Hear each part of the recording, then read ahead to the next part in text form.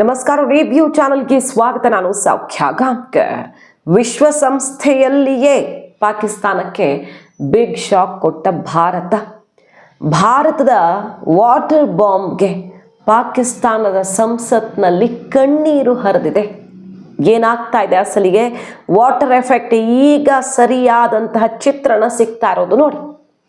ಹಾಗೆ ಅಫ್ಘಾನಿಸ್ತಾನದಿಂದಲೂ ಕೂಡ big shock. ಇನ್ನು ಮುಂದೆ ಇದೇ ರೀತಿ ಮುಂದುವರೆದ್ರೆ ಪರಿಸ್ಥಿತಿ, ಪಾಕಿಸ್ತಾನ ಒಂದೇ ಒಂದು ಪ್ರಾಂತ್ಯದ ತನ್ನ ಒಂದು ಭಾಗದ ನೀರನ್ನು ಅವರು ನೀರು ಕುಡಿದು ಬೆಳೆ ಬೆಳೆದು ಬದುಕುಳಿಯೋದಕ್ಕೆ ಒಂದು ಪ್ರಾಂತ್ಯಕ್ಕೆ 2,500 ಕೋಟಿ ಹಣವನ್ನು ಎಲ್ಲಿಂದ ಹುಡುಕೊಂಡು ಬರುತ್ತೆ? ಜಸ್ಟ್ ಬೇರೆ ಅಭಿವೃದ್ಧಿ ಅಲ್ಲ, ಬದುಕಿರೋದಕ್ಕೆ ಅಂಥದ್ದೊಂದು ಮಾಸ್ಟರ್ ಸ್ಟ್ರೋಕನ್ನು ಈಗ ಅಫ್ಘಾನಿಸ್ತಾನ ಕೊಡ್ತಾ ಇದೆ.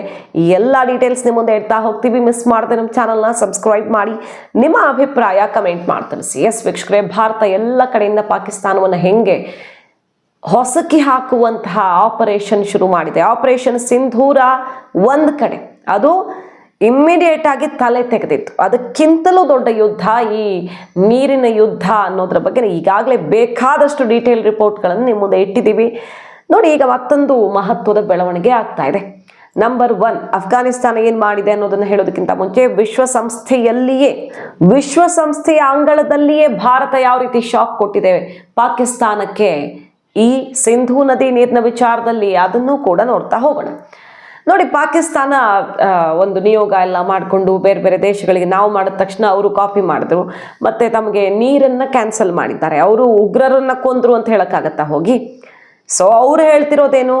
ನೀರು ಕ್ಯಾನ್ಸಲ್ ಮಾಡಿದ್ದಾರೆ, ನೀರನ್ನು ವೆಪನ್ ಆಗಿ ಯೂಸ್ ಮಾಡ್ತಿದೆ ಭಾರತ, ಮಾನವೀಯತೆ ದೃಷ್ಟಿಯಿಂದ ಯೂಸ್ ಮಾಡಬೇಕು, ಸೊ ನಿಯಮಕ್ಕೆ ವಿರುದ್ಧವಾಗಿ ನಡ್ಕೊಳ್ತಿದೆ ಅನ್ನೋ ರೀತಿಯಲ್ಲಿ ಕಂಪ್ಲೇಂಟ್ ಹಿಡ್ಕೊಂಡು ಹೋಗಿದ್ದಾರೆ. ಜಗತ್ತಿನ ವ್ಯಾಪಿ ಎಲ್ಲೆಲ್ಲಿ ಹೇಳೋಕ್ಕಾಗತ್ತೋ, ಎಲ್ಲೆಲ್ಲಿ ಬಾಗಿಲು ತೆಗೆದು ಬಿಟ್ಕೊಳ್ತಾರೋ ಅಲ್ಲಲ್ಲಿ ಅದನ್ನು ಹೇಳ್ಕೊಂಡು ಬರ್ತಿದೆ. ವಿಶ್ವಸಂಸ್ಥೆಯಲ್ಲೂ ಕೂಡ ಅದೇ ಕಂಪ್ಲೇಂಟನ್ನು ಮಾಡುತ್ತೆ ಪಾಕಿಸ್ತಾನ. ನಮಗೆ ಇಷ್ಟೆಲ್ಲ ವರ್ಷಗಳ ಹಿಂದಿನ ನೀರಿನ ಒಪ್ಪಂದವನ್ನು ಭಾರತ ಮುರಿದಿದೆ, ಯುದ್ಧದ ಅಸ್ತ್ರವಾಗಿ ಬಳಸ್ಕೊಳ್ತಾ ಇದೆ ಏಕಾಏಕಿ. ಈ ಒಂದು ಯುದ್ಧದ ಸಂದರ್ಭದಲ್ಲಿ ಇಂಥದ್ದೊಂದು ಅತ್ಯಂತ ಕಠೋರವಾದ ಅಸ್ತ್ರ ಎತ್ತಿದೆ ಭಾರತ ಅಮಾನವೀಯವಾಗಿ ಅಂತ ಕಂಪ್ಲೇಂಟ್ ಮಾಡಿದೆ ವಿಶ್ವಸಂಸ್ಥೆ ಎದುರು.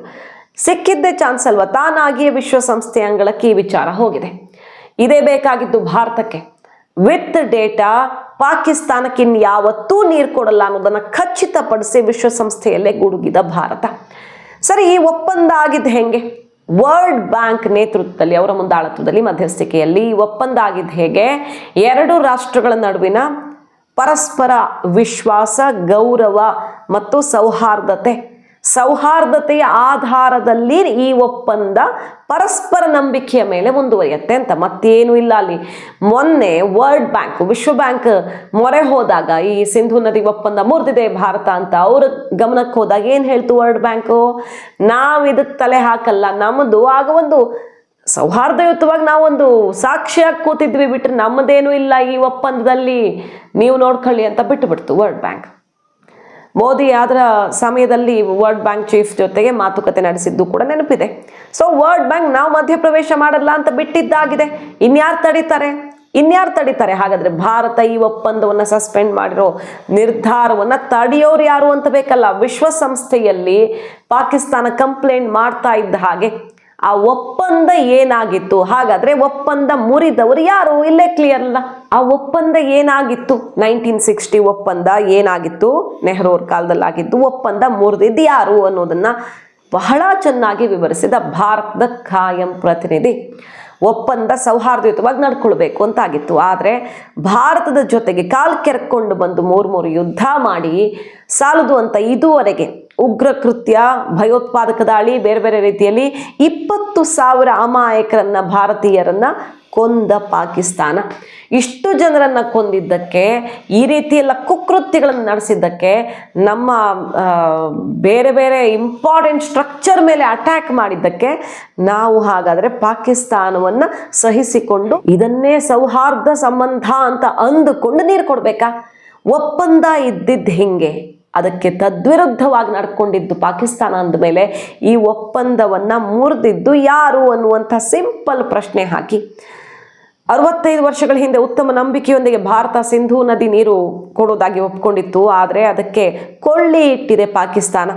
6.5 ದಶಕಗಳಲ್ಲಿ ಪಾಕಿಸ್ತಾನ ಭಾರತದ ಮೇಲೆ 3 ಯುದ್ಧ, ಸಾವಿರಾರು ಭಯೋತ್ಪಾದಕ ದಾಳಿ ಮಾಡಿ 20,000 ಭಾರತೀಯರನ್ನು ಕೊಂದಿರೋದಕ್ಕೆ ನಾವು ಇಲ್ಲಿನ ಪರಿಸ್ಥಿತಿ ಬದಲಾಗಿದೆ, ಒಪ್ಪಂದ ಪಾಕಿಸ್ತಾನ ಮುರಿದಿದೆ ಅನ್ನೋ ಕಾರಣಕ್ಕೆ ಸ್ಟೆಪ್ ತಗೊಂಡಿದ್ದೀವಿ. ಮತ್ತಿದು ಸಿಂಧೂರ ಟೈಮಲ್ಲಿ, ಆಪರೇಷನ್ ಸಿಂಧೂರ ಈ ಯುದ್ಧದ ಸಮಯದಲ್ಲಿ ತಗೊಂಡಿದ್ದಲ್ವೇ ಅಲ್ಲ, 2 ವರ್ಷಗಳ ಹಿಂದೆನೆ ಈ ಬಗ್ಗೆ ರಿಪೋರ್ಟ್ ಮಾಡಿದ್ವಿ ನಾವು. 2 ವರ್ಷಗಳ ಹಿಂದೆನೆ ನೋಟಿಸ್ ಕಳಿಸ್ಕೊಟ್ಟಿತ್ತು ಭಾರತ, ಇದರಲ್ಲಿ ಬದಲಾವಣೆ ಆಗಬೇಕು, ಯಥಾವತ್ತಾಗಿ ಆಗಲ್ಲ, ನಮ್ಮ ಹಕ್ಕನ್ನು ನಾವು ಬಳಸ್ಕೊಳ್ಬೇಕಾಗತ್ತೆ, ಇದಕ್ಕೆ ಪಾಕಿಸ್ತಾನದ ನಿಲುವು ವಿರುದ್ಧವಾಗಿದೆ, ಸೊ ಬದಲಾವಣೆ ಮಾಡಬೇಕಾಗಿದೆ ಇಂಡಸ್ ಟ್ರೀಟಿಯಲ್ಲಿ ಅಂತ ನೋಟಿಸ್ ಅನ್ನ ಈ ಹಿಂದೆಯೇ ಕೊಟ್ಟಿತ್ತು ಭಾರತ. ರೈಟ್ ಟೈಮ್ ಬಂತು, ಹೊಡೆತ ಕೊಡ್ತು. ಸೊ ಈಗ ಕ್ಲಿಯರ್ ಮಾಡಿದ್ದಿಷ್ಟೇ, ಭಾರತ ವಿಶ್ವಸಂಸ್ಥೆಯಲ್ಲಿ ಕ್ಲಿಯರ್ ಮಾಡ್ತಾ ಇರೋದಿಷ್ಟೇ. ಮುಂಬೈ ದಾಳಿಯಿಂದ ಹಿಡಿದು ಎಲ್ಲ ಎಕ್ಸಾಂಪಲ್ಗಳನ್ನು ಕೊಟ್ಟು, ಪಹಲ್ಗಾಮ್ ದಾಳಿ ಎಕ್ಸಾಂಪಲ್ನ ಕೊಟ್ಟು, ಯಾವ ರೀತಿ ಉಗ್ರರನ್ನು ಸಾಕಿ ಸಲಹುತ್ತಿದೆ ಇಲ್ಲಿ ನಾಗರಿಕರಂತೆ ಅನ್ನೋದನ್ನು ವಿಶ್ವಸಂಸ್ಥೆಯ ಮುಂದಿಟ್ಟು ಈ ಒಪ್ಪಂದವನ್ನು ಮತ್ತೆ ಮರುಸ್ಥಾಪಿಸೋದಕ್ಕೆ ಸಾಧ್ಯವೇ ಇಲ್ಲ, ಇದು ಶಾಶ್ವತವಾಗಿರುತ್ತೆ ಎಲ್ಲಿ ತನಕ ಪಾಕಿಸ್ತಾನದಲ್ಲಿ ಭಯೋತ್ಪಾದಕತೆ ಅನ್ನುವ ಒಂದು ನೆರಳು ಇರಬಾರ್ದು, ಅಲ್ಲಿ ತನಕ ಇದು ಶಾಶ್ವತವಾಗಿ ಬಂದಾಗತ್ತೆ. ಅದರಲ್ಲಿ 2ನೇ ಮಾತಿಲ್ಲ ಅನ್ನುವಂತಹ ಗುಡುಗನ್ನ ಹಾಕಿರೋದು ಭಾರತ ವಿಶ್ವಸಂಸ್ಥೆಯಲ್ಲಿಯೇ.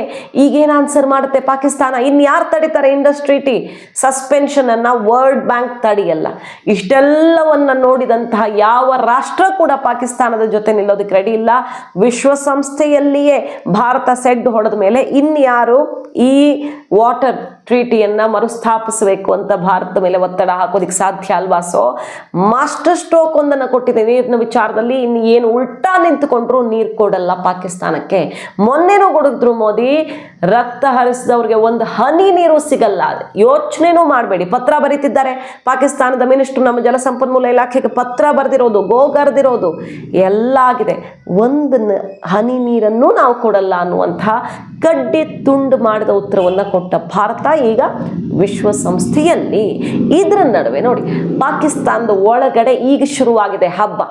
ಪಾಕಿಸ್ತಾನದಲ್ಲಿ ಈಗ ಅಸಲಿ ಹಬ್ಬ ಶುರುವಾಗಿದೆ. ನೀರಿನ ಹೊಡೆತ ಬಿದ್ದ ಮೇಲೆ ಕಣ್ಣೀರು ಹರಿಸ್ತಾ ಇದ್ದಾರೆ. ಅದರ ನಡುವೆ ಅಫ್ಘಾನಿಸ್ತಾನ ಬೇರೆ ಶಾಕ್ ಕೊಟ್ಟಿದೆ. ಎರಡೂ ನೋಡ್ತಾ ಹೋಗೋಣ. ಇಂಡಸ್ ರಿವರು, ಈ ಸಿಂಧೂ ನದಿ ನಮ್ಮ ಜೀವ, 90% ನಮ್ಮ ಕೃಷಿ ಜೀವನ ಆಧಾರ ನಡೆಯೋದೇ ಸಿಂಧೂ ನದಿ ಮೇಲೆ.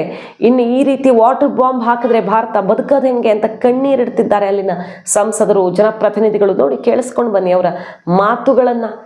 ಇದರ ನಡುವೆ ಅಫ್ಘಾನಿಸ್ತಾನ ಎಂಥ ಶಾಕ್ ಕೊಟ್ಟಿದೆ ಅಂದರೆ, ನಾವು ಪಾಕಿಸ್ತಾನಕ್ಕೆ ನೀರು ನಿಲ್ಲಿಸ್ತೀವಿ ಅನ್ನುವಂಥ ಘೋಷಣೆಯನ್ನ ಮೊಳಗಿಸಿದ್ದು ಬಿಗ್ ಸ್ಟೆಪ್ ತಗೊಳ್ತಿದೆ ಭಾರತದ ಕ್ರಮದ ಬೆನ್ನಲ್ಲೇ. ವಾಟರ್ ಬಾಂಬ್ हमारे ऊपर पड़ा हुआ है, जिसको हमने डिफ्यूज करना है, इसको खत्म करना है.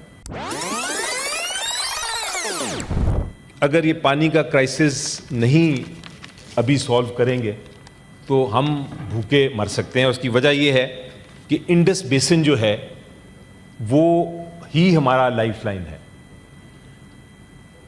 3/4 जो पानी हमारा आता है सर, टोटल बाहर से आता है. हमारी 9 में से 10 में से 9 लोग जो है ये इंडस वाटर बेसिन के ऊपर ही लाया करके अपनी ज़िंदगी बसर कर रहे हैं. 90% स्टेटिस्टिक्स के मुताबिक 90% जो हमारी क्रॉप्स हैं, जो हमारी फसलें हैं, वो इस पानी पे डिपेंड करती हैं. हमारे जितने पावर प्रोजेक्ट्स हैं, जितने डैम्स हैं, वो इसी पानी के ऊपर बने हुए हैं. तो इसलिए अगर ये हम इसको हम समझते हैं कि ये एक वाटर बॉम्ब हमारे ऊपर पड़ा हुआ है, जिसको हमने डिफ्यूज करना है, इसको ख़त्म करना है. ನೋಡಿ, ಈತ ಮಾತಾಡಿದ ವ್ಯಕ್ತಿ ಸೈಯದ್ ಅಲಿ ಜಾಫರ್ ಅಂತ, ಪಾಕಿಸ್ತಾನದ ಸಂಸದ. ನಾವು ಬದುಕಿರೋಕೆ ಸಾಧ್ಯ ಇಲ್ಲ ಅಂಥ ಬಾಂಬ್ ಹಾಕಿದೆ ಭಾರತ. 90% ನಮ್ಮ ಬೆಳೆ ಇದರ ಮೇಲೆ ಆಧಾರವಾಗಿದೆ. ಇಡೀ ಇಂಡಸ್ ರಿವರ್ ಸಿಸ್ಟಮ್ ನಮ್ಮ ಕಂಪ್ಲೀಟ್ ಇರಿಗೇಷನ್ ವ್ಯವಸ್ಥೆಗೆ ಪೂರಕವಾಗಿರೋದು. 10 ಜನ ಪಾಕಿಸ್ತಾನಿಯಲ್ಲಿ 9 ಜನ ಈ ಇಂಡಸ್ ಅಂದರೆ ಸಿಂಧೂ ನದಿ ನೀರಿನ ಮೇಲೆ ಆಧಾರವಾಗಿ ಜೀವನವನ್ನು ಕಟ್ಟಿಕೊಂಡಿರೋದು. ಇದನ್ನು ತಡೆ ಹಿಡಿದು ಬಿಟ್ಟರೆ ಭಾರತ, ನಾವು ಸತ್ತು ಬೀಳ್ತೀವಿ ಅನ್ನುವಂತಹ ಮಾತನ್ನ, ಲಿಟ್ರಲಿ ಆ ಮಾತನ್ನು ಆಡಿರೋದು ಪಾಕಿಸ್ತಾನದ ಸಂಸದ. ಇದನ್ನು ಏನಾದರೂ ಮಾಡಲೇಬೇಕು ಈ ಸರ್ಕಾರ, ಇಲ್ಲ ಸರ್ಕಾರನೇ ಇರಲ್ಲ ಅನ್ನೋ ಮಟ್ಟಿಗೆ ಈಗ ಬಿಸಿದು ಮುಟ್ಟಿಸ್ತಾ ಇದ್ದಾರೆ ಎಲ್ಲರೂ ಕೂಡ. ಈಗಿರುವಂತಹ ಪ್ರಧಾನಿ ಶರೀಫು ಮಾಡಬೇಕಾಗಿರೋ ಕೆಲಸ ಒಂದೋ ಭಾರತದಿಂದ ಹೆಂಗಾದ್ರೂ ಈ ಸಸ್ಪೆನ್ಷನ್ ಅನ್ನ ವಾಪಸ್ ಪಡೆಯೋ ರೀತಿ ಮಾಡಬೇಕು, ಇಲ್ಲ ಆತನ ಸರ್ಕಾರಕ್ಕೆ ಥ್ರೆಟ್ಟು. ಇಂಥದ್ದೊಂದು ಭಯಾನಕ ಸ್ಟೆಪ್ಪನ್ನು ಭಾರತ ತಗೊಳ್ಳೋ ರೀತಿ ಮಾಡಿದ್ದೀರಾ ಅಂದಮೇಲೆ ಅದನ್ನು ವಾಪಸ್ ಪಡೆಯೋ ಥರ ಮಾಡಿ, ಇಲ್ಲ ಸರ್ವನಾಶ ಆಗೋಗುತ್ತೆ ಪಾಕಿಸ್ತಾನಕ್ಕೆ, ಅದಕ್ಕೆ ನೀವೇ ಕಾರಣ ಆಗ್ತೀರಿ, ಅದರ ಹೊಣೆಯನ್ನು ಈಗಲೇ ಹೊರಬೇಕು ಅನ್ನೋ ರೀತಿಯಲ್ಲಿ ಈಗ ಪಾಕಿಸ್ತಾನದ ಸರ್ಕಾರನೇ ಶೇಕ್ ಮಾಡೋ ಮಟ್ಟಿಗೆ ಬಿಸಿ ತಟ್ಟಿಸ್ತಾ ಇದ್ದಾರೆ. ಅಂಥದ್ದೊಂದು ಬಿಗ್ ಡೆವಲಪ್ಮೆಂಟ್ ಆಗ್ತಿದೆ. ಅದರ ನಡುವೆ ಅಫ್ಘಾನಿಸ್ತಾನ ನೀರು ನಿಲ್ಲಿಸ್ತೀನಿ ಅನ್ನುವಂಥ ನಿರ್ಧಾರವನ್ನು ಕೈಗೊಂಡಿದ್ದು. ನೋಡಿ, ಪಾಕಿಸ್ತಾನದ ಕಥೆ ಏನು ಅಂದರೆ, ಅಫ್ಘಾನಿಸ್ತಾನದ ಸುಮಾರು 10 ರಿವರ್ಗಳು ಅಫ್ಘಾನಿಸ್ತಾನದಿಂದ ಪಾಕಿಸ್ತಾನಕ್ಕೆ ಹರಿಯೋದು. ಪಾಕಿಸ್ತಾನಕ್ಕೆ ಒಂದು ಭಾರತದಿಂದ ಬರುವಂತಹ ನದಿಗಳು ಬೇಕು, ಇಲ್ಲಾಂದರೆ ಅಫ್ಘಾನಿಸ್ತಾನದಿಂದ ಬರುವಂಥ ನದಿಗಳು ಬೇಕು. ಕಾಬೂಲು, ಇದ್ರ ಬಗ್ಗೆ ಆಲ್ರೆಡಿ ಡೀಟೇಲ್ ಆಗಿ ರಿಪೋರ್ಟ್ ಮಾಡಿದ್ದೀವಿ. ಒಂದು ಶಾಹ್ತೂಟ್ ಡ್ಯಾಮ್ ಅನ್ನು ಅಫ್ಘಾನಿಸ್ತಾನದಲ್ಲಿ ಹೇಗೆ ಭಾರತವೇ ಕಟ್ಕೊಡೋದಕ್ಕೆ ಹೊರಟಿದೆ, ಹೇಗೆ ಅಫ್ಘಾನಿಸ್ತಾನವೇ ಒಂದು ಡ್ಯಾಮ್ ಕಟ್ಕೊಳ್ತಿದೆ ಅನ್ನೋದ್ರ ಬಗ್ಗೆ ರಿಪೋರ್ಟ್ ಮಾಡಿದ್ದೀವಲ್ಲ. ಈಗ ನೋಡಿ, ಅಫ್ಘಾನಿಸ್ತಾನ ಹೇಳ್ತಿದೆ ನಾವು ಪಾಕಿಸ್ತಾನಕ್ಕೆ ನೀರು ಕೊಡಲ್ಲ. ಖೈಬರ್ ಪಖ್ತೂನ್ಖ್ವಾ ಭಾಗದಲ್ಲಿ ಹೆಂಗಾಗತ್ತೆ ಈಗ ಪರಿಸ್ಥಿತಿ ಅಂದರೆ, ಅದು ಸ್ವತಂತ್ರ ಬಯಸ್ತಿರುವಂಥ ಪ್ರದೇಶ. ತಾಲಿಬಾನಿಗಳು ಅದನ್ನು ಸ್ವತಂತ್ರ ಮಾಡಬೇಕು ಅಂತ ಅಂದ್ಕೊಳ್ತಿರುವ ಹೊತ್ತಲ್ಲಿ ಅಲ್ಲಿಗೆ ನೀರು ನಿಲ್ಲಿಸ್ಬಿಟ್ರೆ ಏನಾಗುತ್ತೆ, ಬಾಯಿ ಬಡ್ಕೊಳ್ಬೇಕಾಗತ್ತೆ ಪಾಕಿಸ್ತಾನ. ಅದೇ ಕಾರಣಕ್ಕೆ ನಮಗೆ ನೀರನ್ನೂ ಕೊಡ್ತಿಲ್ಲ ಅನ್ನೋ ಕಾರಣವನ್ನೇ ಇಟ್ಕೊಂಡು KP ಖೈಬರ್ ಪಖ್ತೂನ್ಖ್ವಾ ಸ್ವಾತಂತ್ರ್ಯ ಪಡೆದುಕೊಳ್ಳೋದಕ್ಕೆ ದಾರಿಯನ್ನು ಈಗ ಸೃಷ್ಟಿಸ್ತಾ ಇದ್ದ ಹಾಗೆ ಕ್ಲಿಯರ್ ಪಿಕ್ಚರ್ ಸಿಗ್ತಾ ಇದೆ ನೋಡಿ. ಈಗ ಈ ನೀರು ನಿಲ್ಲಿಸ್ಬಿಟ್ರೆ KPಗೆ ನೀರು ಪೂರೈಸೋದಕ್ಕೆ, ಬರೀ ಒಂದು ಪ್ರಾಂತ್ಯದ ನೀರು ಪೂರೈಸೋದಕ್ಕೆ 2,500 ಕೋಟಿಯನ್ನು, ಕುಡಿಯೋ ನೀರು ಮತ್ತು ಬೆಳೆಯೋ ನೀರು ಕೃಷಿಗೆ 2,500 ಕೋಟಿ, ಹತ್ತತ್ರ 2,250ರಿಂದ 2,500 ಕೋಟಿಯನ್ನು ಪಾಕಿಸ್ತಾನ ವ್ಯಯಿಸಬೇಕಾಗತ್ತೆ. ಬೇರೆ ಎಲ್ಲಿಂದಾದರೂ ನೀರು ತರಿಸಾದರೂ ಕೊಡ್ತೀನಿ ಅಂದರೆ ಇಷ್ಟು ದೊಡ್ಡ ಅಮೌಂಟನ್ನು ವ್ಯಯಿಸಬೇಕಾಗತ್ತೆ. ಸೊ ಅಫ್ಘಾನಿಸ್ತಾನದ ವಾಟರ್ ಶಾಕ್ಗೆ ಬೆಚ್ಚಿ ಬಿದ್ದಿದೆ ಈಗ ಪಾಕಿಸ್ತಾನ. ಭಾರತದ ಜೈಶಂಕರ್ ಅವರು ಅಫ್ಘಾನಿಸ್ತಾನದ ಜೊತೆಗೆ ಮಾತುಕತೆ ನಡೆಸಿದ ಬೆನ್ನಲ್ಲೇ ಇಂಥದ್ದೊಂದು ಬಿಗ್ ಡೆವಲಪ್ಮೆಂಟ್ ಆಗ್ತಾ ಇದೆ. ಸೊ ಈಗ ಏನು ಮಾಡುತ್ತೆ ಪಾಕಿಸ್ತಾನ? ಈಗ ಅಸಲಿ ಯುದ್ಧ ಪಾಕಿಸ್ತಾನದ ಒಳಗಡೆ ಶುರು ಆಗ್ತಿದೆ. ಮೊನ್ನೆ ಅಷ್ಟೇ ನೋಡಿದ್ವಿ, ನಿಮ್ಮ ಮುಂದೆ ಇಟ್ಟಿದ್ವಿ, ಪಾಕಿಸ್ತಾನದ ಹೋಮ್ ಮಿನಿಸ್ಟರ್ ಮನೆಗೆ ಬೆಂಕಿ ಹಚ್ಚಲಾಯಿತು. ಯಾಕೆ? ಸಿಂಧ್ ಪ್ರಾಂತ್ಯ ರೊಚ್ಚೆಗೆದ್ದಿದೆ. ಒಂದು ಕಡೆ ಸ್ವಾತಂತ್ರ್ಯ ವಹಿಸ್ತಿರೋದು, ಮತ್ತೊಂದು ಕಡೆ ಪಂಜಾಬ್, ಪಾಕಿಸ್ತಾನದ ಪಂಜಾಬ್ ಎಲ್ಲ ಅದರ ಸಂಪತ್ತನ್ನೂ ಕೂಡ ಅವರೇ ಬಳಸ್ಕೊಳ್ತಿದ್ದಾರೆ, ನೀರನ್ನೂ ಕೂಡ ಬಳಸ್ಕೊಳ್ತಿದ್ದಾರೆ. ಈ ರೀತಿಯ ಪರಿಸ್ಥಿತಿಯಲ್ಲಿ ಸಹಿಸ್ಕೊಂಡಿರೋಕೆ ಸಾಧ್ಯ ಇಲ್ಲ ಅಂತ ತೀವ್ರ ಮಟ್ಟದ ಹೋರಾಟ, ಮೊದಲಿಂದ ಹೋರಾಟ ನಡೀತಿತ್ತು, ಬಟ್ ಈಗ ಅದು ಬೇರೆ ಹಂತಕ್ಕೆ ಹೋಗಿದೆ ಹೋರಾಟ. ಸ್ವಾತಂತ್ರ್ಯವನ್ನು ಬಯಸ್ತಿದ್ದಾರೆ, ನೀರು ಕೊಡದಂಥ ಸರ್ಕಾರದ ವಿರುದ್ಧ, ದುಡ್ಡು ಕೊಡದ ಸರ್ಕಾರದ ವಿರುದ್ಧ, ನಮ್ಮವರ ಜೀವ ತೆಗಿತಿರೋ ಸರ್ಕಾರದ ವಿರುದ್ಧ. ಆ ಹೋರಾಟದಲ್ಲಿ ಇಬ್ಬರ ಕಥೆ ಬೇರೆ ಮುಗಿದಿದೆ, ಅಲ್ಲಿ ಹೋರಾಟಗಾರರನ್ನ ಮುಗಿಸಿದ್ದಾರೆ ಅಲ್ಲಿನ ಪೊಲೀಸರು. ಸೊ ಪಾಕಿಸ್ತಾನದ ಸರ್ಕಾರದ ವಿರುದ್ಧ ಮತ್ತಷ್ಟು ಆಕ್ರೋಶ ಸಿಡಿದಿದ್ದು, ಹೋಮ್ ಮಿನಿಸ್ಟರ್ ಮನೆಗೆ ಬೆಂಕಿ ಹಚ್ಚಿದ್ದು ಆಯಿತು. ಆ ರೀತಿ ವಾಟರ್ ಕ್ರೈಸಿಸ್, ಒಂದೊಂದು ಪ್ರಾಂತ್ಯಗಳ ನಡುವೆ ಯುದ್ಧ ಆಗೋ ರೀತಿಯಲ್ಲಿ ಶುರುವಾಗಿದೆ ಈಗ. ಇನ್ನು ಭಾರತ ಹೇಳಿದ್ದನ್ನು ಸಂಪೂರ್ಣವಾಗಿ ಇಂಪ್ಲಿಮೆಂಟ್ ಮಾಡಿ ತೋರಿಸ್ಬಿಟ್ರೆ, ಕ್ಯಾನಲ್ಗಳ ಕನ್ಸ್ಟ್ರಕ್ಷನ್ 120 ಕಿಲೋಮೀಟರ್, 60 ಇರೋದು 120 ಮಾಡುವಂಥ ಕೆಲಸ ಕಾಮಗಾರಿ ಶುರುವಾಗ್ತಾ ಇದೆ. ಅಲ್ಲಿ ಅಫ್ಘಾನಿಸ್ತಾನದಲ್ಲಿ ಡ್ಯಾಮ್ ಕಟ್ಟುವಂಥ ಪ್ರಕ್ರಿಯೆಯನ್ನು ಆದಷ್ಟು ಬೇಗ ಶುರು ಮಾಡಲಾಗತ್ತೆ. ಇದೆಲ್ಲ ಕಂಪ್ಲೀಟ್ ಆದರೆ ಇನ್ನೇನು ಕಥೆ? ಪಾಕಿಸ್ತಾನದ್ದು ಈಗಲೇ ಶುರುವಾಗ್ಬಿಟ್ಟಿದೆ. ಪಾಕಿಸ್ತಾನದ ಒಳಗಡೆ ಅಸಲಿ ಯುದ್ಧ. ಮಾಹಿತಿ ನಿಮ್ಗೆ ಇಷ್ಟ ಆಗಿದ್ರೆ ಮಿಸ್ ಮಾಡದೆ ನಮ್ಮ ಚಾನಲ್ನ ಸಬ್ಸ್ಕ್ರೈಬ್ ಮಾಡಿ, ನಿಮ್ಮ ಅಭಿಪ್ರಾಯ ಕಮೆಂಟ್ ಮಾಡಿ ತಿಳಿಸಿ. Thank you.